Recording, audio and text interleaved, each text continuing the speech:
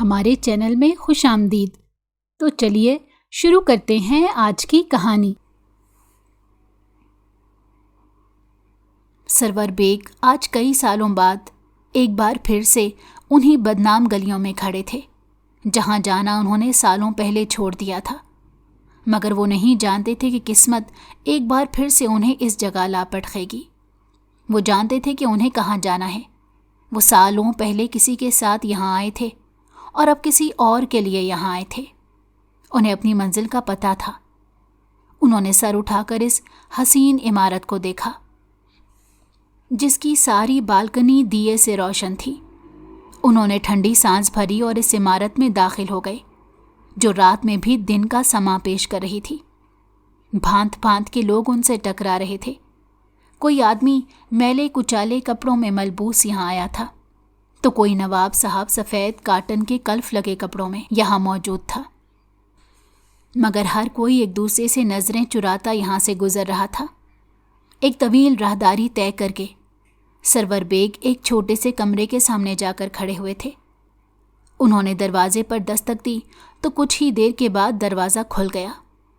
وہ اندر داخل ہوئے تو بیڈ پر لیٹے ہوئے وجود کو دیکھ کر وہ چند پل کے لیے اپنی جگہ ساکت ہوئے تھے۔ اس کے قدموں نے آگے بڑھنے سے انکار کر دیا تھا۔ لمحے بھر میں ہی ان کی آنکھوں میں حیرت اور تعجب کے ملے جلے جذبات ابھرے تھے۔ وہ بے یقین نظروں سے سامنے لیٹے وجود کو دیکھ رہے تھے جس کی آنکھوں سے نور بالکل ہی ختم ہو گیا تھا۔ وہ آنکھیں جو ہر دم جگمگاتی رہتی تھیں آج وہ بے نور تھیں۔ بستر پر لیٹے ہوئے وجود نے بھی حیرت اور بے یقینی سے سامنے کھڑے شخص کو دیکھا۔ ان دونوں کی نگاہوں میں شناسائی ابھر آئی تھی۔ وہ آج ایک دوسرے کو سالوں بعد دیکھ رہے تھے۔ گزرے ماہوں سال نے ان کے خد و خال کو بدل دیا تھا، مگر اب بھی وہ دونوں ایک دوسرے کو پہلی ہی نظر میں پہچان گئے تھے۔ سرور بیگ ایک نوعمر لڑکے سے ایک ادھیڑ عمر آدمی میں بدل گئے تھے۔ ان کی کنپٹیوں کے بال بھی سفید ہو چکے تھے، مگر روشن آرا تو سر سے پیر تک مکمل بدل چکی تھیں۔ روشن آرا کی حسین بادامی آنکھیں اندر کو دھنس چکی تھیں۔ ان کے گرد سیاہ حلقے بن چکے تھے۔ آنکھوں کا رنگ جو کبھی ہلکا بادامی تھا وقت کے ظلم سے وہ اپنی چمک اور رنگت کھو چکا تھا۔ اب وہاں صرف دو بے نور آنکھیں رہ گئی تھیں جس میں زندہ رہنے کی ہر آس ختم ہو گئی تھی۔ چہرے کی رنگت جو کبھی چاندنی کی مانند دمکتی تھی وہ اب جل کر سیاہ پڑ چکی تھی۔ اس کی رنگت کو کسی آگ نے نہیں جلایا تھا بلکہ زمانے کے ظلم و ستم نے جلایا تھا۔ بھرا بھرا جسم اب صرف ہڈیوں کا ڈھانچہ رہ گیا تھا۔ سرور بیگ یک ٹک اپنے سامنے موجود نحیف و نزار وجود کو دیکھ رہے تھے۔ ان کی آنکھوں کی چمک مزید بڑھ گئی تھی۔ یہ چمک شاید دکھ کی چمک تھی، آنسوؤں کی چمک تھی۔ سرور بیگ اندر کمرے میں آ چکے تھے۔ چھوٹا سا کمرہ نفاست سے سیٹ کیا ہوا تھا۔ یہ اس عمارت کا سب سے آخری کمرہ تھا جو اس شاندار عمارت سے الگ تھلگ بنا ہوا تھا۔ وہ کہیں سے بھی اس عمارت کا حصہ نہیں لگ رہا تھا۔ وہ عمارت شاندار سجی ہوئی تھی۔ روشن آرا اپنی جگہ سے اٹھ کر بیٹھ گئی تھی۔ اس کی آنکھوں میں بھی آنسو تھے۔ تم یقیناً یہاں پر اپنی امانت لینے آئے ہو۔ میں نے تمہاری امانت کا اپنی جان سے بڑھ کر خیال رکھا ہے۔ روشن آرا نے ٹھہر ٹھہر کر اپنی بات مکمل کی۔ اس کا سانس پھول گیا تھا۔ مجھے یقین تھا کہ تم میری ایک آواز پر آ جاؤ گے۔ میں نے تمہارے جیسا زبان کا پکا انسان کبھی نہیں دیکھا۔ میں نے اپنی پوری زندگی میں بہت سے مرد دیکھے، مگر قول و فعل پر پورے اترنے والے تم واحد انسان ہو۔ روشن آرا نے بیڈ کے سرہانے سے ٹیک لگا لی تھی۔ اس کا سانس بری طرح سے پھول گیا تھا۔ سرور بیگ کا سر شرمندگی سے جھک گیا۔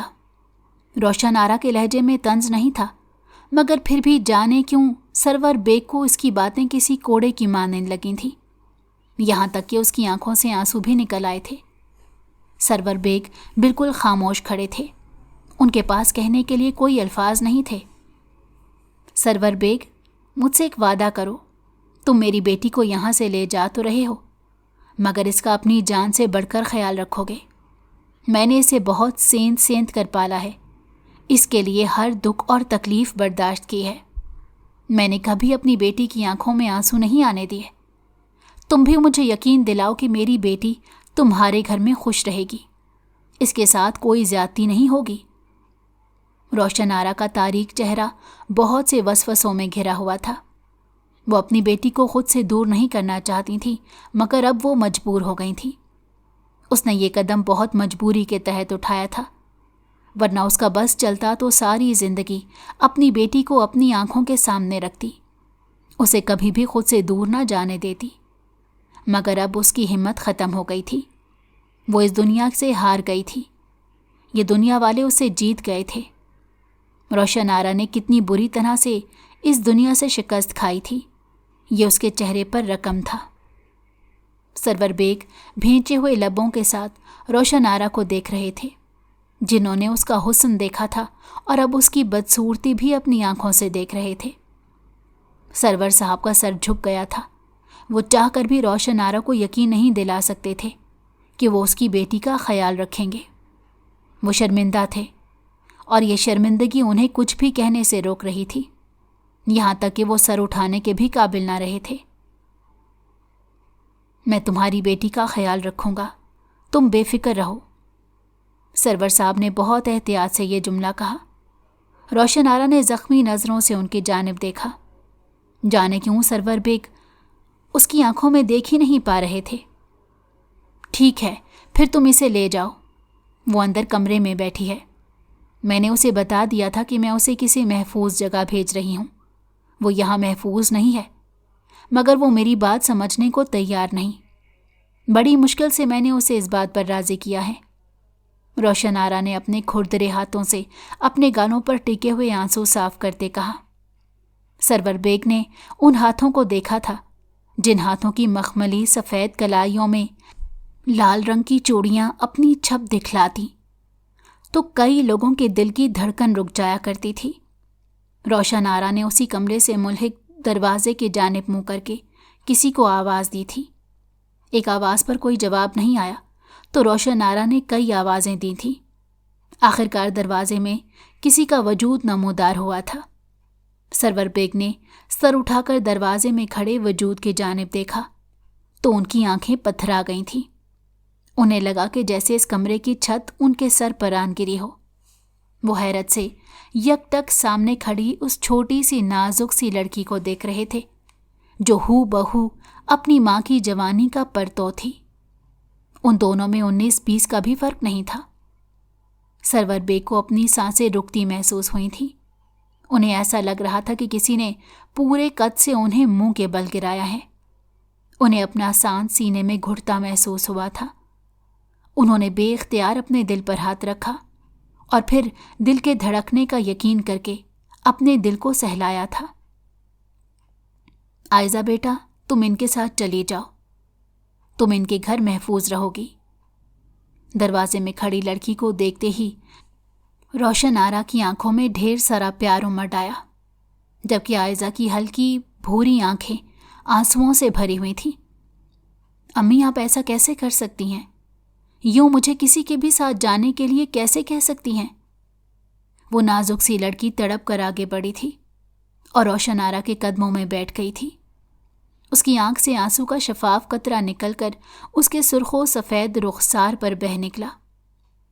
آئزہ، تم جانتی ہو میں اب بیمار رہنے لگی ہوں، میں اب تمہاری حفاظت نہیں کر سکتی، میری زندگی کا کوئی بھروسہ نہیں، کب میری آنکھ بند ہو جائے۔ اگر تم یہاں رہو گی تو مجھے سکون کی موت بھی نصیب نہیں ہوگی، اس لیے تمہاری بہتری اسی میں ہے کہ تم اس کے ساتھ چلی جاؤ۔ روشن آرا نے اپنے لہجے میں آئزہ کو سمجھانے کی کوشش کی تھی، مگر روشن آرا کی بات سن کر وہ مزید پھوٹ پھوٹ کر رونے لگی۔ اگر کوئی درد کی انتہا ہوتی تو وہ آج آئزہ کو سمجھ میں آتی تھی۔ اس کی ماں بستر مرگ پر پڑی تھی اور اسے خود سے دور جانے کو کہہ رہی تھی۔ لیکن امی، آئزہ نے کچھ کہنے کی کوشش کی تو روشن آرا نے اسے روک دیا۔ بس آئزہ، اگر تم چاہتی ہو کہ میں اپنے آخری وقت میں سکون سے رہ سکوں تو تمہیں میری یہ بات ماننی ہوگی۔ تم ان کے ساتھ ان کے گھر چلی جاؤ، وہاں تم محفوظ رہو گی۔ عائزہ نے پلٹ کر سرور بیگ کی جانب دیکھا، جو شاید ابھی تک حیرت اور استعجاب میں مبتلا تھے۔ آپ کیسے کسی بھی شخص کے ساتھ مجھے بھیج سکتی ہیں؟ عائزہ نے سوالیہ نظروں سے روشن آرا کی جانب دیکھا تھا۔ عائزہ کی بات سن کر سرور بیگ کے دل پر گھونسا سا لگا تھا۔ ان کی نظریں خود بخود جھک گئی تھیں۔ عائزہ کسی بھی صورت راضی نہیں تھی۔ روشن آرا نے بڑی مشکل سے اسے راضی کیا تھا، کیونکہ روشن آرا بخوبی جانتی تھیں کہ ان کی زندگی کا کوئی بھروسہ نہیں۔ کسی بھی لمحے اس کی آنکھیں بند ہو جانی تھیں۔ پھر اس کے بعد شکاری اس کی بیٹی کا شکار کرنے کے لیے تیار بیٹھے تھے۔ روشن آرا ان سب کی چالوں کو سمجھتی تھیں، اسی لیے اس نے وقت سے پہلے ہی یہ فیصلہ کر لیا تھا کہ وہ عائزہ کو سرور بیگ کے حوالے کر دے گی۔ روشن آرا نے سرور بیگ کو پیغام بھجوا دیا تھا کہ وہ آ کر اپنی امانت لے جائیں، اور اس کی امیدوں کے برعکس سرور بیگ اپنی امانت لینے آ گئے تھے۔ اور پھر سرور بیگ عائزہ کو لے کر اس کمرے کے پچھلے دروازے سے نکل گئے تھے۔ عائزہ بڑی مشکل سے ان کے ساتھ جانے کو راضی ہوئی تھی، وہ بھی اس شرط پر کہ وہ جب چاہے گی ان سے ملنے آتی رہے گی۔ سرور بیگ عائزہ کو لے کر اس کمرے کے پچھلے دروازے سے نکلے تو نسبتاً ایک تنگ اور سنسان گلی ان کے سامنے تھی۔ انہوں نے عائزہ کا بیگ اپنے ہاتھوں میں تھام رکھا تھا اور عائزہ ان کے پیچھے سر جھکائے چل رہی تھی۔ گلی کے باہر ہی ان کی گاڑی کھڑی تھی۔ عائزہ پچھلی سیٹ پر بیٹھ گئی تو وہ خود آ کر ڈرائیونگ سیٹ پر بیٹھ گئے اور گاڑی آگے بڑھا دی۔ عائزہ نے پلٹ کر اس گلی کو دیکھا تھا جہاں وہ اپنی ماں کو چھوڑ کر آئی تھی۔ اس کا دل کسی نے مٹھی میں بھینچ لیا تھا۔ وہ اپنی بیمار ماں کو چھوڑ آئی تھی، یہی بات اس کے لیے سہانے روح تھی۔ سرور بیگ اپنے گھر پہنچے تو عصر کا وقت ہو رہا تھا۔ چرند پرند کی آوازیں ماحول میں ہر سو پھیلی ہوئی تھیں۔ سرور بیگ نے چھوٹے سے گھر کا سرسبز لان بے حد خوبصورتی سے سجایا ہوا تھا۔ انہوں نے گاڑی پورچ میں پارک کی اور گاڑی سے اتر کر پچھلا دروازہ کھولا تو عائزہ سر جھکائے گاڑی سے اتر آئی۔ اس کی آنکھوں کے آنسو اب خشک ہو گئے تھے، مگر اس کی آنکھوں میں خوف و ہراس پنہاں تھا۔ سرور بیگ نے اس کا سامان اٹھا لیا اور اسے اپنے ساتھ لے کر اندر بڑھ گئے۔ عائزہ اجنبی نظروں سے ارد گرد دیکھ رہی تھی۔ وہ دونوں لاؤنج میں داخل ہوئے تو ماحول میں ایک خنکی کا سا احساس ہوا۔ لاؤنج کا اے سی چل رہا تھا اور لاؤنج میں ہی صوفوں میں درمیان پر وہ آڑا ترچھا سو رہا تھا۔ سرور بیگ نے اے سی کا ریموٹ اٹھا کر اسے ہلکا کیا اور ایک صوفے پر عائزہ کے بیٹھنے کی جگہ بنائی تھی، ورنہ احتشام نے تو پورے لاؤنج کا برا حشر کر رکھا تھا۔ ایک جانب اس کا آفس کا بیگ پڑا تھا تو دوسرے صوفے پر اس کے موزے پڑے تھے۔ عائزہ سے چند قدم کے فاصلے پر احتشام کے جوتے الٹے پڑے تھے۔ سرور بیگ نے افسوس سے اپنے بیٹے کو دیکھا، جس نے آفس سے آنے کے بعد گھر کا برا حشر کر رکھا تھا۔ وہ جلدی جلدی احتشام کا سامان سمیٹ کر ایک جگہ رکھنے لگے تھے۔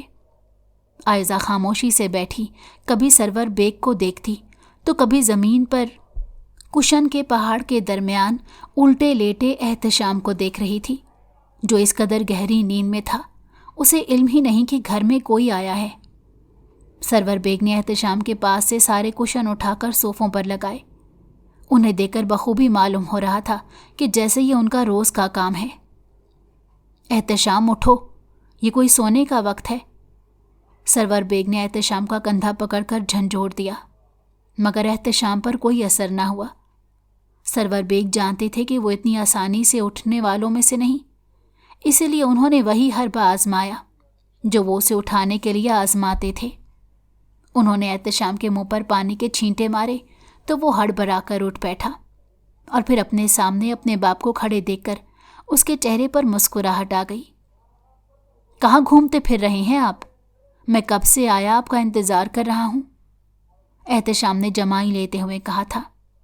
جمائی لیتے ہوئے اس کی نظر صوفے پر سہمی سی بیٹھی عائزہ پر پڑی تو اس نے فوراً ہی اپنا منہ بند کیا اور سیدھا ہو کر بیٹھ گیا۔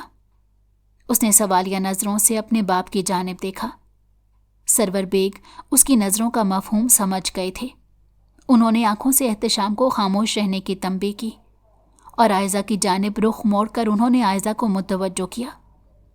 आयज़ा बेटा, वो सामने आपका कमरा है, अब वहाँ जाकर कुछ देर आराम कर लें, और किसी भी चीज़ की ज़रूरत हो तो बिला झिझक मुझे या एहतशाम को कह दीजिएगा। आयज़ा अजनबी निगाहों से उन्हें देखकर अपनी जगह से खड़ी हुई और सरवर बेग के बताए हुए कमरे में चली गई।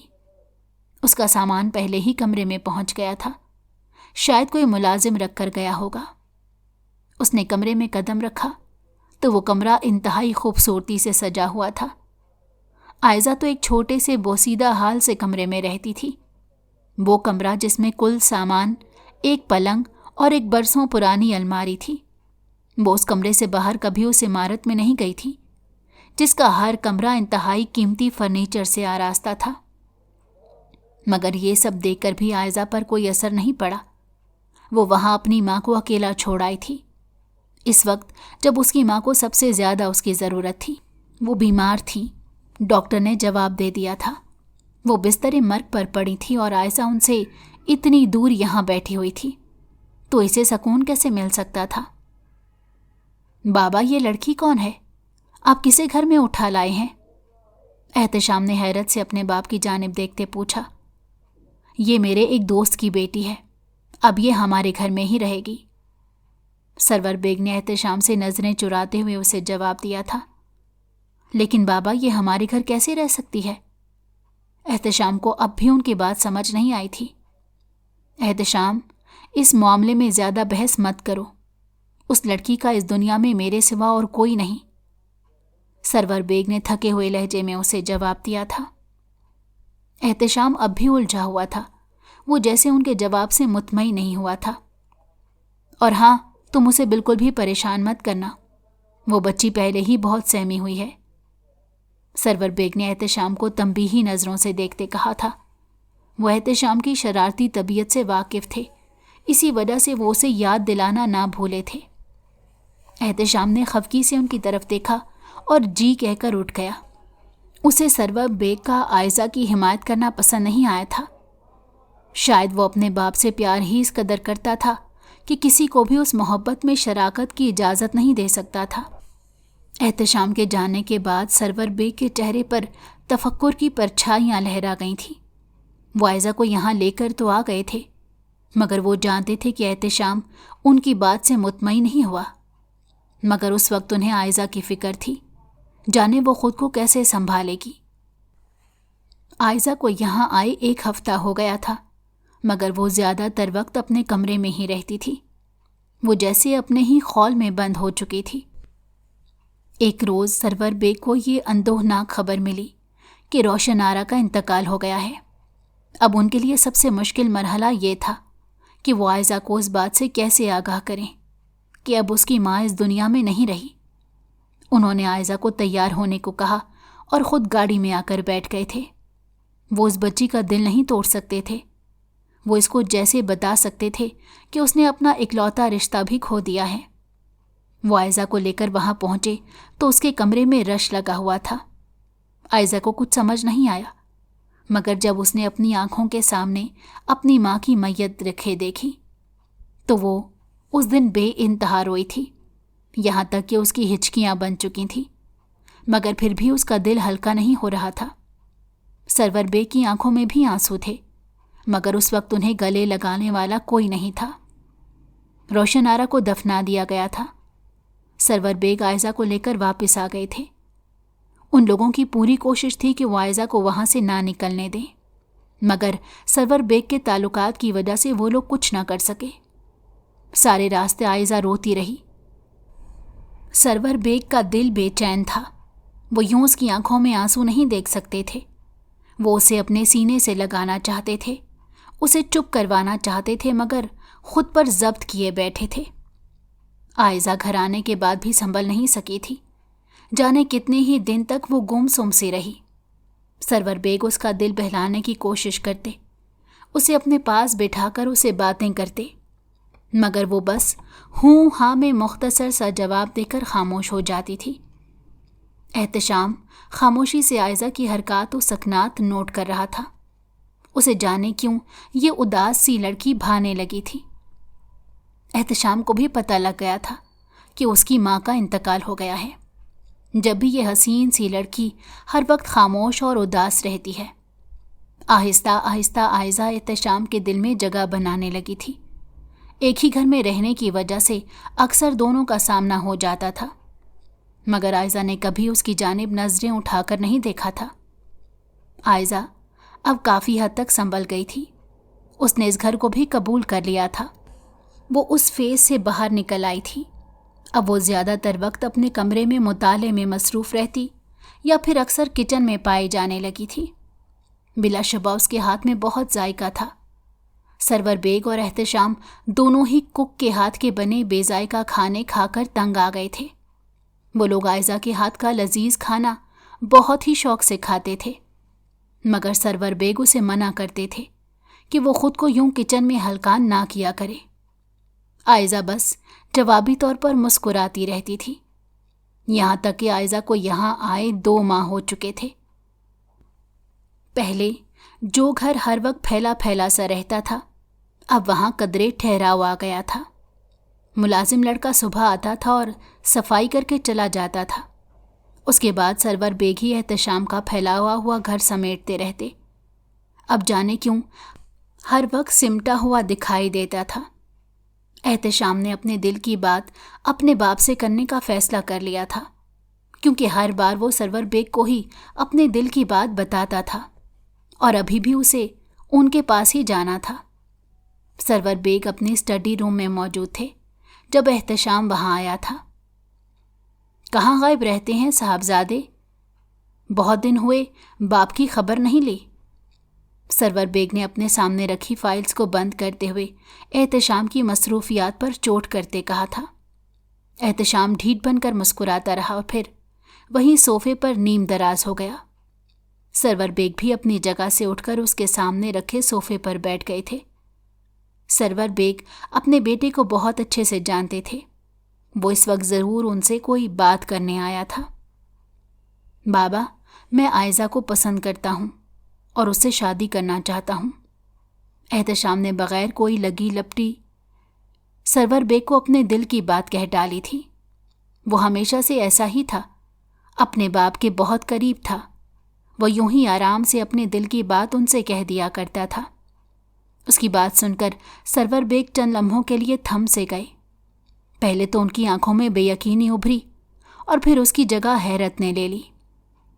کیا کہا تم نے؟ انہوں نے اچھمبے سے ایک بار پھر سے احتشام سے پوچھا۔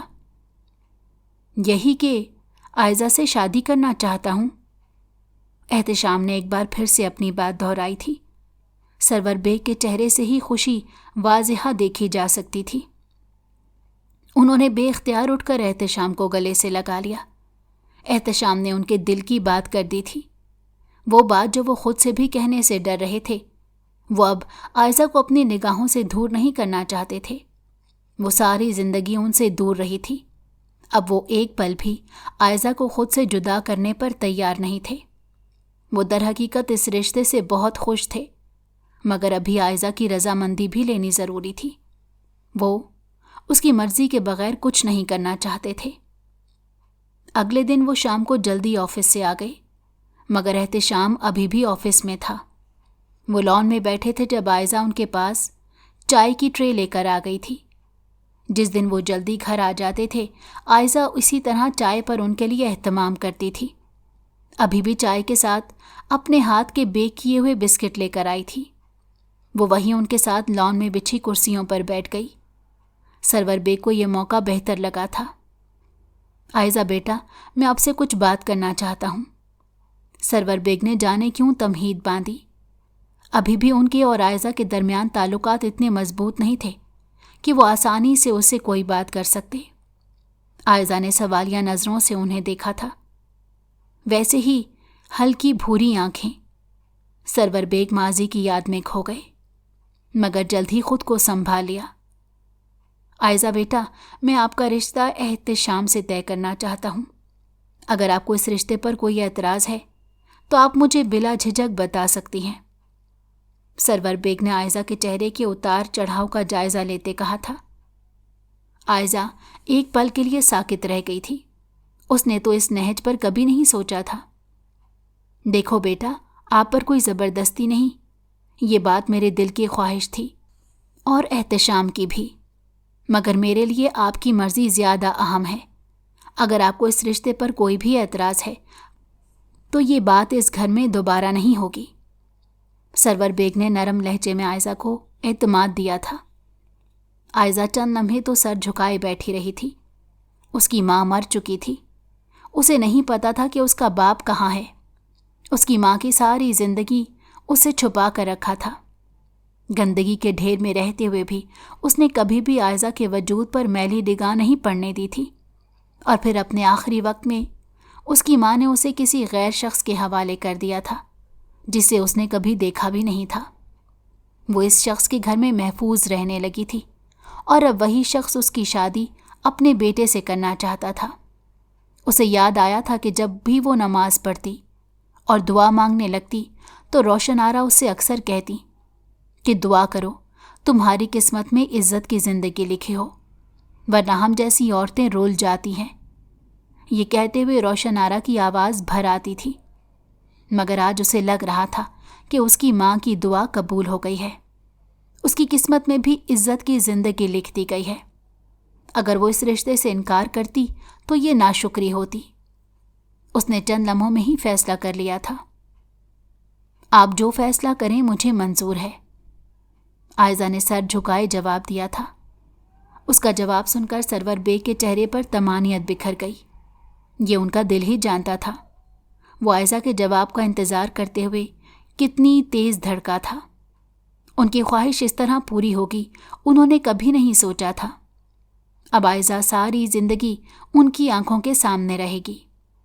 اس سے بڑھ کر ان کے لیے کچھ نہیں تھا۔ شاید وہ اس طرح ہی اپنے کیے کا مداوع کر سکتے تھے۔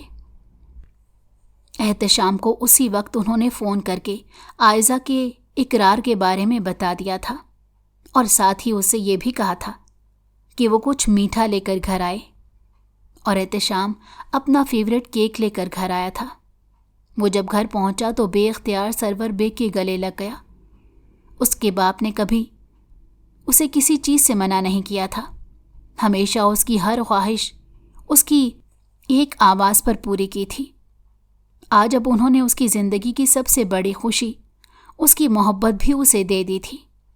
جلد ہی ان دونوں کی شادی کی تاریخ بھی رکھ دی گئی، اور ان کے گھر میں شادی کی تیاریاں شروع ہو گئیں۔ احتشام کی ماں کا عرصہ ہوا انتقال ہو گیا تھا۔ گھر میں بس 2 باپ بیٹا ہی رہتے تھے۔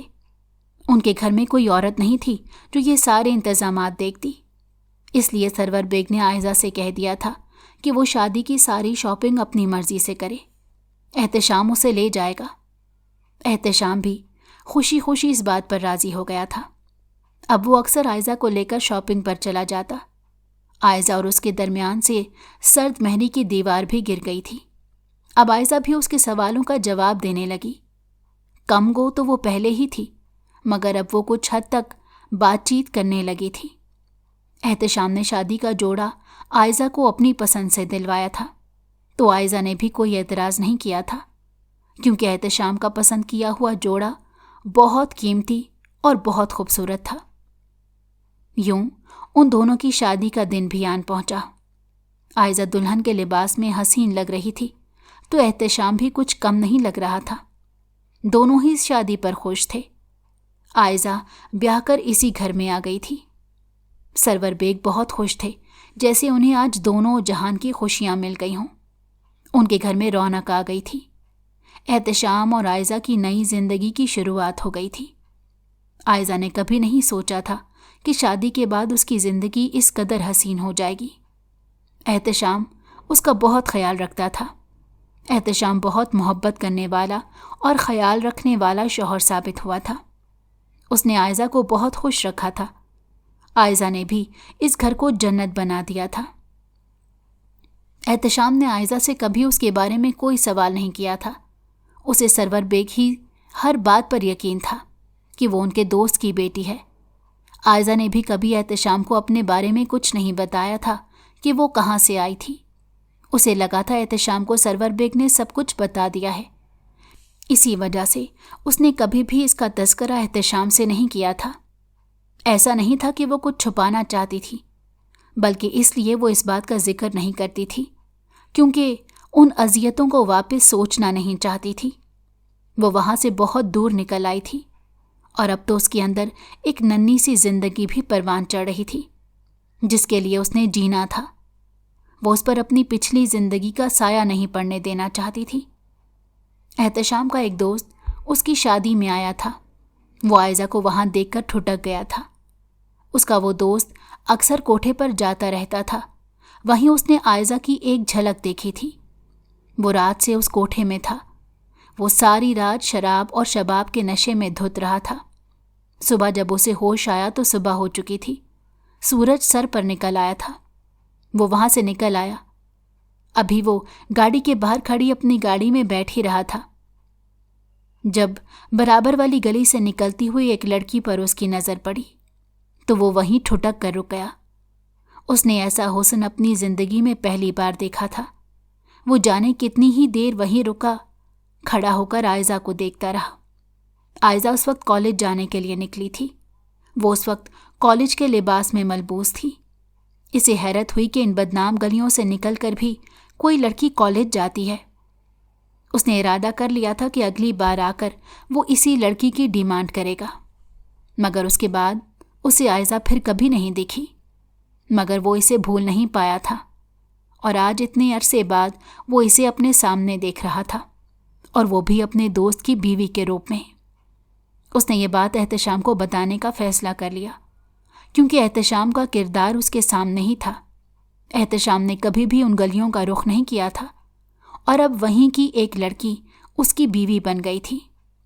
وہ عائزہ کو بھی ایک طوائف ہی سمجھ رہا تھا۔ اس کے وہم و گمان میں بھی نہیں تھا کہ ان گلیوں میں رہنے والی کوئی لڑکی نیک اور پارسا بھی ہو سکتی ہے۔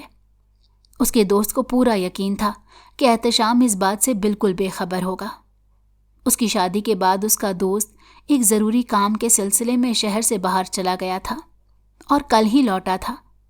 آج اس کی احتشام سے ملاقات ہوئی تھی اور جب اس کے دوست نے احتشام کو یہ بتایا کہ اس کی بیوی ایک طوائف ہے تو احتشام پل بھر میں ہی ہتھے سے اکھڑ گیا۔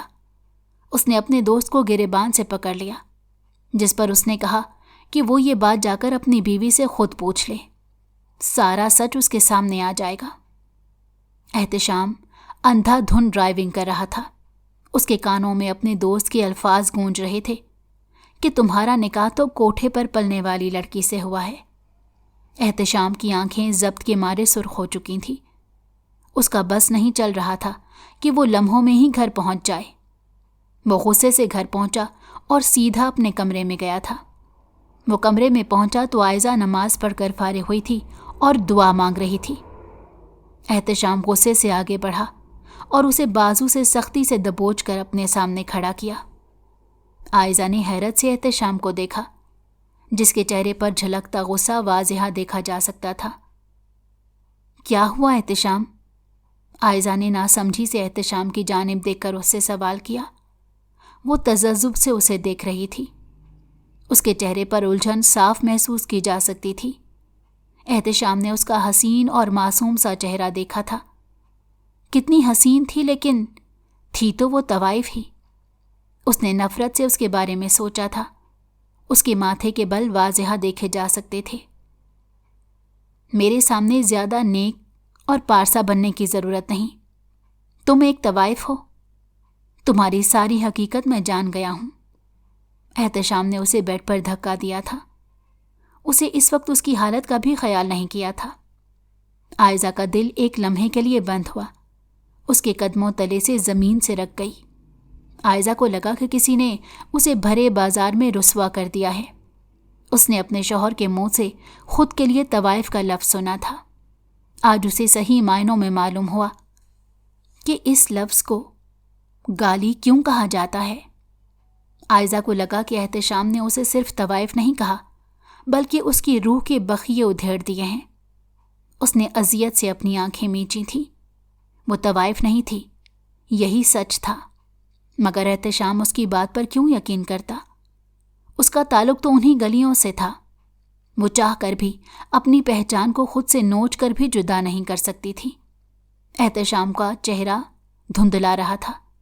وہ اپنی صفائی دینا چاہتی تھی، مگر اسی لمحے احتشام کا ہاتھ ہوا میں بلند ہوا۔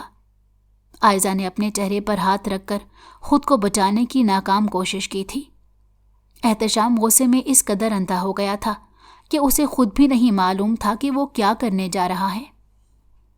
احتشام کا ہاتھ بلند ہوا اور وہیں رک گیا۔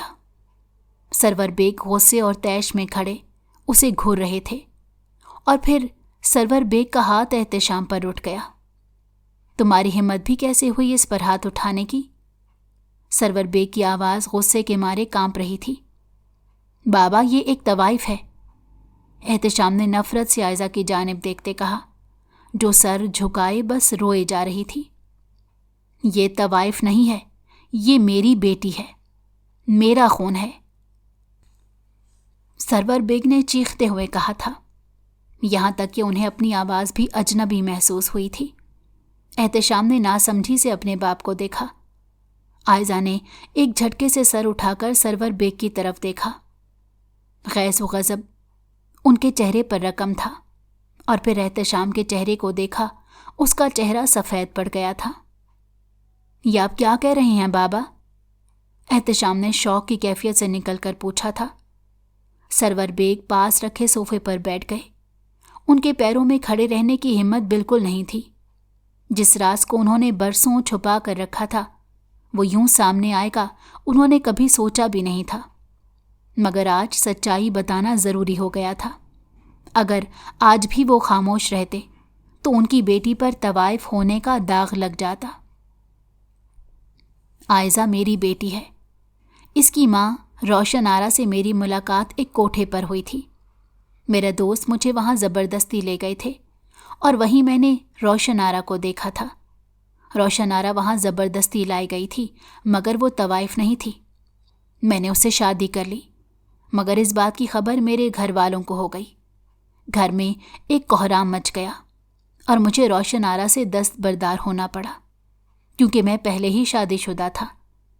اس بات کو تمہاری ماں نے کبھی قبول نہیں کیا۔ تمہاری ماں سے میری شادی کو 8 سال کا عرصہ گزر گیا تھا۔ ہماری کوئی اولاد نہیں تھی۔ تم میرے سگے بیٹے نہیں ہو، میرے بھائی کے بیٹے ہو۔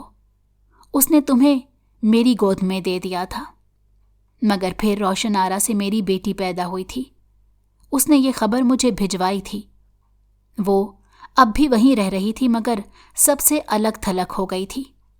وہ میرے ساتھ زندگی گزارنا چاہتی تھی، مگر مجھ میں اتنی ہمت نہیں تھی کہ اسے اس معاشرے کے سامنے قبول کر سکوں۔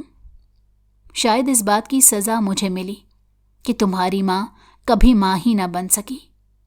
روشن آرا نے مجھے پیغام بھجوایا کہ وہ بیمار ہے، اس کی زندگی کا کوئی بھروسہ نہیں۔ اب میں اسے مزید وہاں نہیں رہنے دے سکتا تھا، اور اسے یہاں لے آیا تھا۔ میں ایک اچھا باپ نہیں بن سکا، نہ تمہارے لیے نہ عائزہ کے لیے۔ میں یہ بات تمہیں کبھی نہیں بتاتا، مگر اب میں مجبور ہو گیا تھا۔ احتشام کے پیروں سے صرف زمین ہی نہیں نکلی تھی، بلکہ اس کے سر سے آسمان بھی ہٹ گیا تھا۔ وہ ان کا سگا بیٹا نہیں تھا، اسے بس یہی یاد رہا تھا، اور عائزہ جس شخص کو اجنبی سمجھ رہی تھی وہ اس کا سگا باپ تھا۔ دونوں کے ساتھ ہی ناانصافی ہوئی تھی، مگر وہ کس سے شکایت کرتے؟ عائزہ بے آواز رو رہی تھی تو احتشام وہیں سر پکڑ کر بیٹھ گیا تھا۔ اس کی زندگی نے اس کے ساتھ یہ کیسا مذاق کیا تھا؟ یہاں تو اس کا کچھ بھی نہیں تھا۔ اور پھر وہ اٹھ کر دوسرے کمرے میں جا کر بند ہو گیا۔ سرور بیگ بھی اپنے کمرے میں چلے گئے تھے، اور عائزہ وہیں بیٹھی رہ گئی تھی۔